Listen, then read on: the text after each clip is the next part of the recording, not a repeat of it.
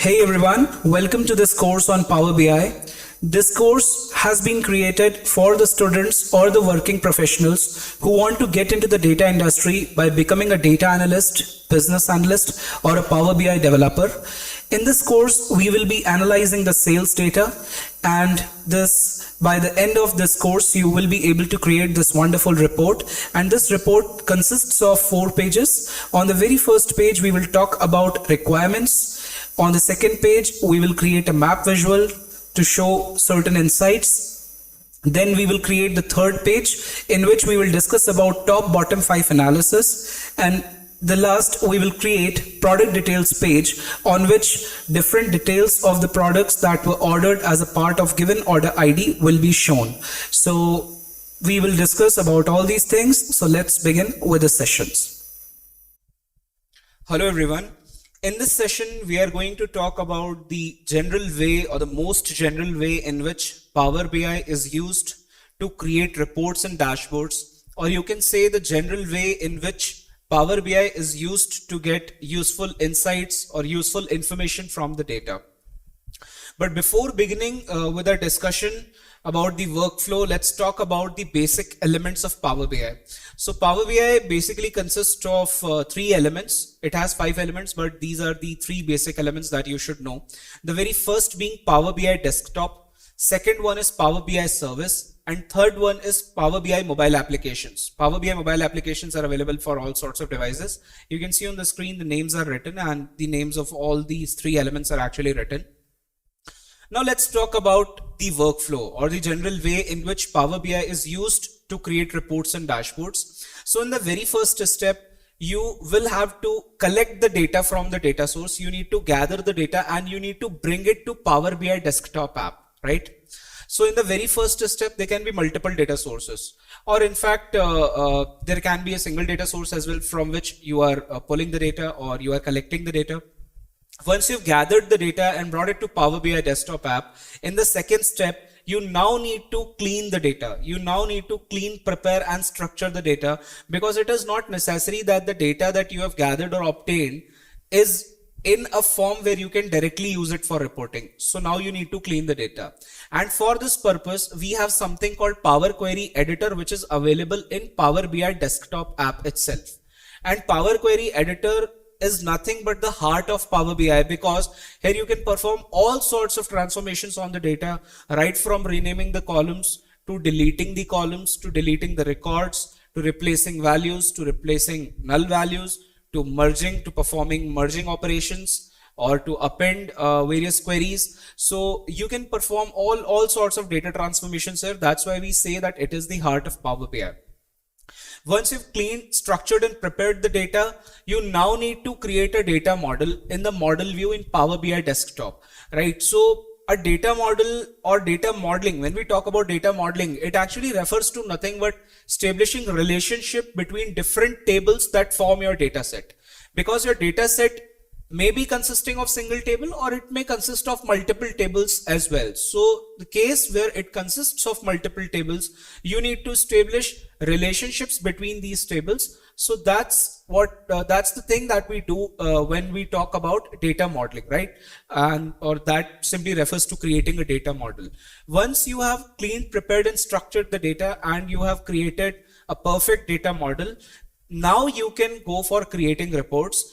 And when it comes to creating reports, in this step or in the fourth step, you just simply need to create charts or visuals on the canvas, and these charts or visuals will only be representing the insights or information that you have obtained from the clean, prepared and structured data.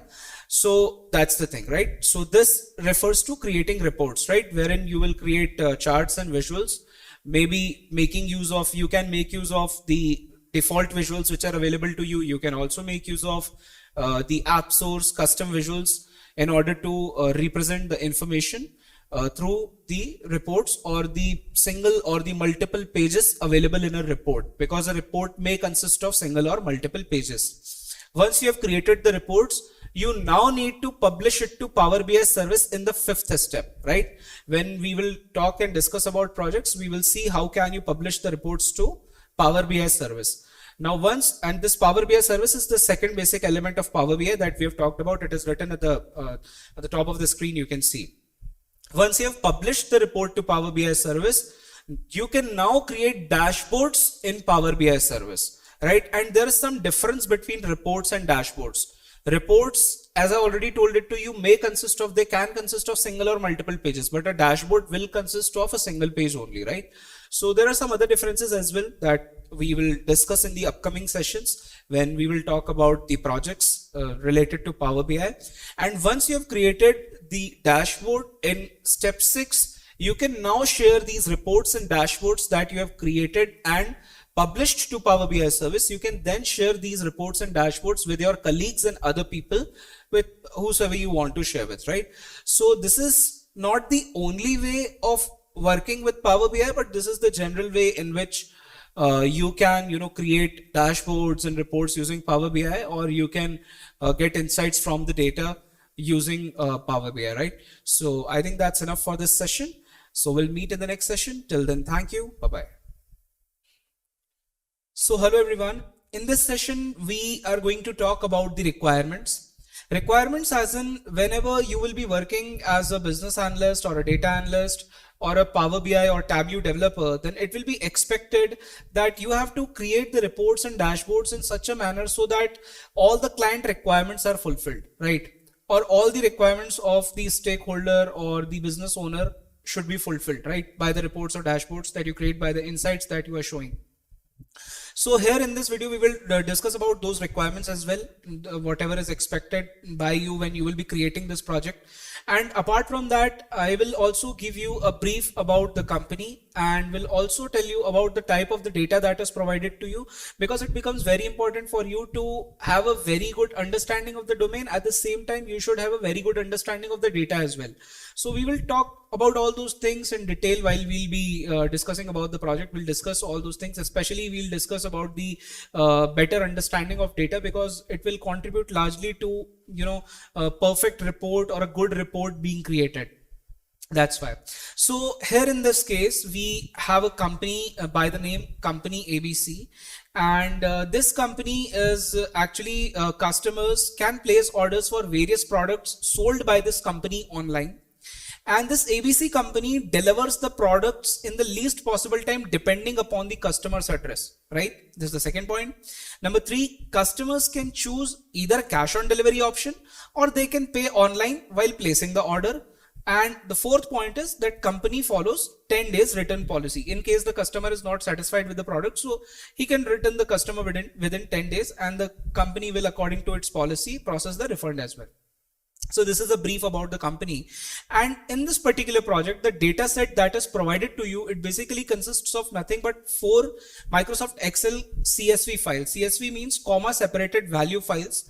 And that consists of nothing but sales data for 4 months. That is for January 2019, for February 2019, for March 2019 and April 2019. So basically for the year 2019, 4 months of sales data is given to you and you need to analyze this data and you need to create a report, right? So that is expected from you in this particular project.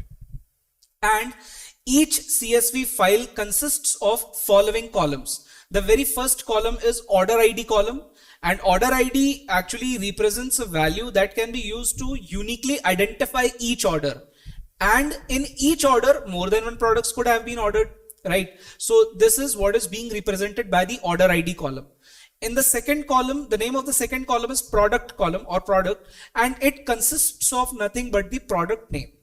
Similarly, third one is quantity ordered column. And this tells you about the quantity of given product ordered in a given order ID. So in a given order ID, more than one products could be ordered, right? So let's say there's an order ID 1, and in order ID 1, 3 products are ordered. Order A, order B, order C. And the quantity ordered for order A is 3 units of that particular product order A. Product A was ordered, right? So in quantity ordered column, you will get value 3 for product A, right? in the given order ID, that is order ID was 1 for these 3 products, that is A, B and C. We will see that data, we will open the Excel file as well, but as of now I'm just telling you about the definitions of the columns. And the 4th column is price each column. Price each column represents nothing but the price of each unit of the given product in a given order ID, right? So as we just discussed, like let's say there's an order ID 1, and for that order ID in that particular order 3 products were sold. So A, B and C were sold, and let's say the price of 1 unit of product A is 10 rupees. So the price each column will contain value 10 rupees for product A, right? In the order ID 1. And the 5th column is nothing but the order date. Order date column simply represents the date on which the order was placed. And last but not the least, that is the purchase address. So this represents nothing but the customer's address, or the address at which the product has to be delivered by ABC company. Now let us have a look at the Excel file. Right, so here an Excel file is shown where these columns are represented. So very first column is order ID column. Order ID column consists of values and these values can be used to uniquely identify a particular order. Second one is the product column. This consists of the names of the product. Third column is quantity ordered column. This represents nothing but the number of the units of any given product ordered for a given order ID. For example, for order ID 141234, iPhone was ordered and the quantity ordered was 1, and the price for that product iPhone was 700 units. Fine. Now similarly, order date is given. Order date is given means it represents the date and the time on which order was placed, and the delivery address, or the address at which the this iPhone has to be delivered as per the order ID 141234 is given to you. That is 944 Walnut Street, Boston, MA 02215.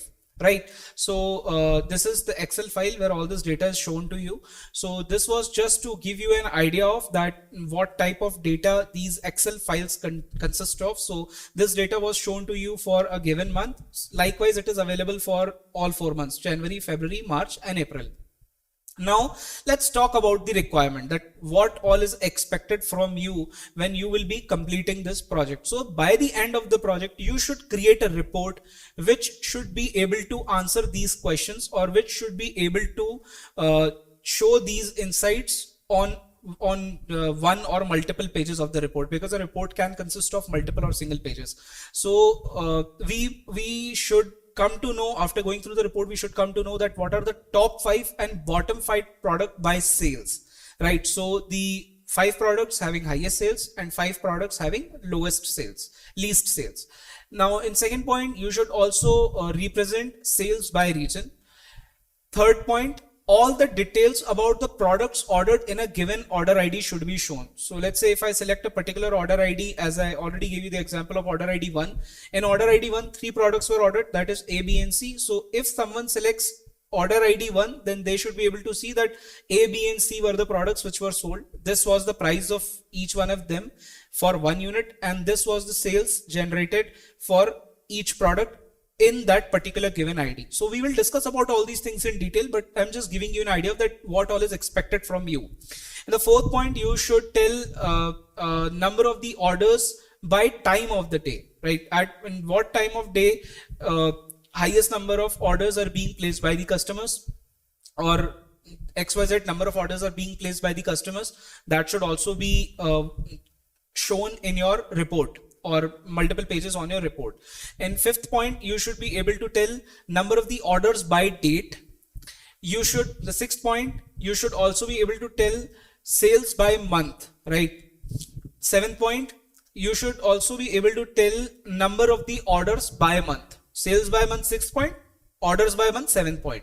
The eighth point, from your report, it should be clear that what are the top 5 and bottom 5 products by cost of each product, right? Price each column was given to you. So from that, you have to tell what are the 5 costliest products and what are the 5 cheapest products. Similarly, in the ninth point, your report should be able to answer what are the 5 most and least ordered products, right? So the products which are which have highest number of quantity ordered, and the products which have lowest number of quantity ordered, you should be able to tell all those things from your reports. Similarly, in the 10th point, you should be able to show the relationship between the sales and quantity ordered, right? So for various products, there is some sales and some quantity of those products is ordered. So you have to create a chart, or you have to create a visual that will represent the relationship between sales and quantity ordered. So this is the requirement. I hope this gave you a good idea of this video, gave you a good idea of that what all is expected from you, that what all you should be able to do by the end of this project. And this video was, I hope, also helpful in providing you a brief or a background about the ABC company, that what type of work it is doing and what type of data it has provided you, and what all are the type of requirements and expectations that you should fulfill or complete by the end of this project. Thank you. Hello everyone. In this session, we will talk about the very first step of the general workflow, or the general way in which we use Power BI to get useful insights from the data. So as I've already told it to you in the very first video, that the very first step is to collect the data or gather the data from one or multiple sources and bring it to Power BI desktop app. So let's open Power BI desktop app. It may take some time to open. Close this splash screen. Okay. Now I will click here on this get data option, and you can see that you can connect to data from a variety of sources. It can be an Excel workbook, it can be Power BI datasets, data flows, Dataverse, SQL Server, etc. Here in our example, we will collect the data from comma separated value files, Microsoft Excel CSV files. So I'll simply click on text CSV option. And here I am having 4 files, and these files are basically consisting of data, sales data for January, February, March and April month. So I want to bring this data to Power BI desktop. So first of all, let's click here on sales January 2019 file, right? So here you can see this is showing you a preview of the data. These are the different columns which are available in this sheet or in this table: order ID, product, quantity ordered, price each, order date, purchase address. And here you can see either you can click on load, or you can click on transform data. If you will click on transform data, it will take you to the Power Query editor. And if you will click on load, it will simply directly load the data into the model. It will not take you to the Power Query editor. So in this case, I will just simply click on load. We will discuss about Power Query editor in the upcoming sessions. So we'll talk about that later. As of now, I'll click on load. So it will directly load the data into the model. It may take some time.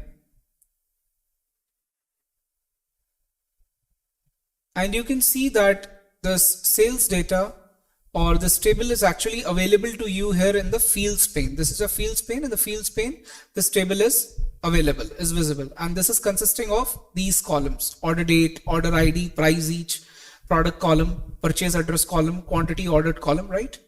Now, since I want the data for other months also to be loaded here into the model, so I'll simply again click on get data. Since I want to collect the data from a CSV file, so click on CSV. Now for February month, click on load. It may take some time and the data will be loaded. Again, I have data left for 2 other months. Get data, text CSV, March,